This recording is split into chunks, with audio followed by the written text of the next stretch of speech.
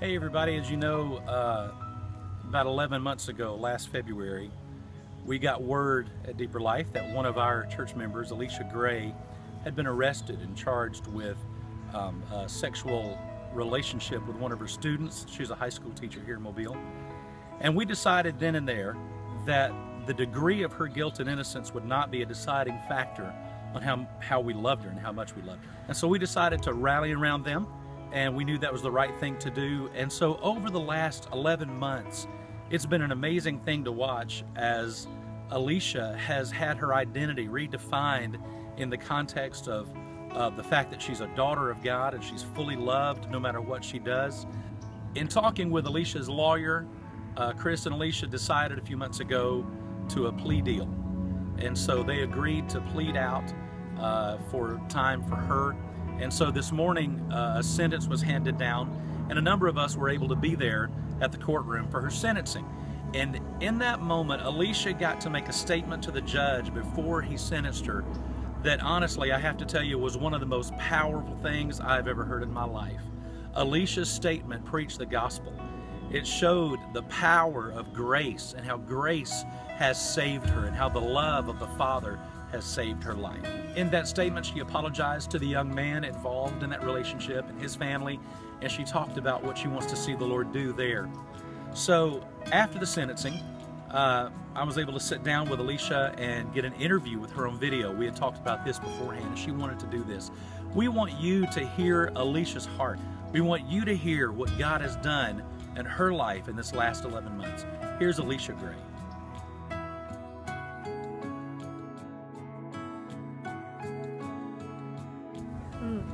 I actually just explained that to some of my in-laws on the way here. That is something of course, I'm very sorry for my selfish actions and the choices that I made out of insecurity and hurts that I felt myself. And I'm sorry for those, and so thankful that God has changed me and shown me my identity in Jesus Christ to where I won't make those same selfish decisions that hurt other people.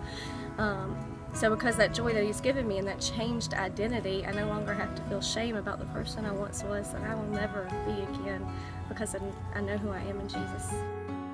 It's one of those things of peace and rest, which are words we throw around a lot, but God really gives us overwhelming peace when you know who you are and you know that you don't have to do something to make God happy at you.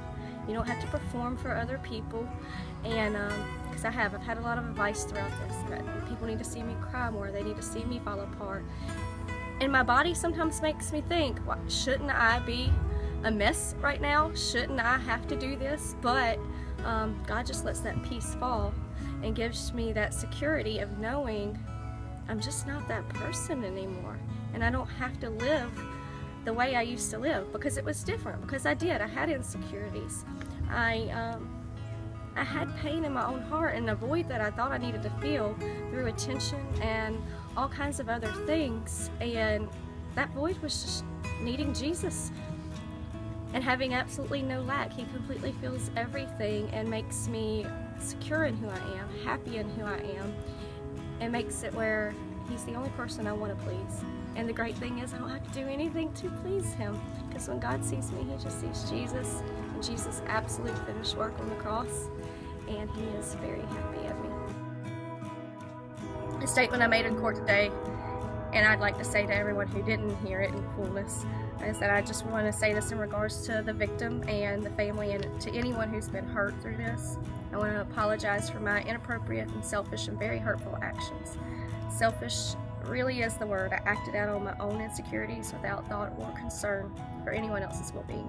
I realize I've hurt many people, and I also realize the implications of what I've done and the possible difficulties it can cause for people who've been hurt.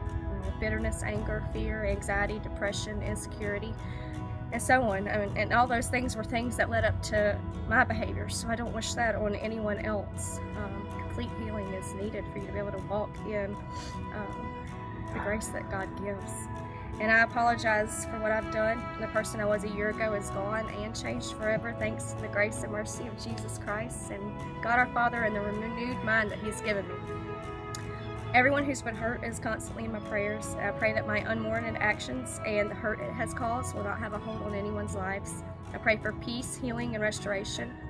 And my ultimate prayer is, your kingdom come, your will be done, God. Take this situation that should have never ever happened and provide healing and rest to anyone who has been hurt. Jesus has brought me to a place of peace in which I'm ready for the consequences that should befall me. He's shown me the continued difficulty that people would experience should this case go to trial. So I had no desire to drag anyone through that or require people who have been hurt to have to testify publicly or hear the testimonies. Thankfully, God presented another option in which I can confess my actions alone without requiring others to have to endure that. I confess my sin and ask forgiveness from each person involved.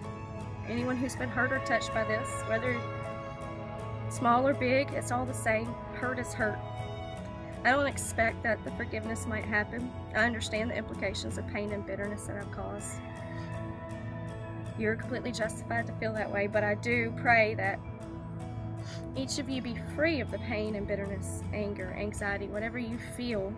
Those are not things that are from God. God doesn't want that for you. He didn't want this situation to happen, but thank God He uses the hurts of others. He redeemed me, and He's placed it in my heart to just glorify Him. And I pray that He uses this situation to heal all those involved. God's in the business of loving people and restoring lives. Nothing compares to His great love. Though there are several people who have been victim to this situation, all those who have been hurt. It should have never happened to you, but God still makes beauty from ashes. He can restore your lives that have been broken because I chose to act out of selfishness and hurt people. I continue to pray that the healer of all healers can give you freedom from the pain you've experienced. I will ask my friends, family, and church congregation to keep you in prayer for complete healing, peace, and restoration. Grace and peace be with you.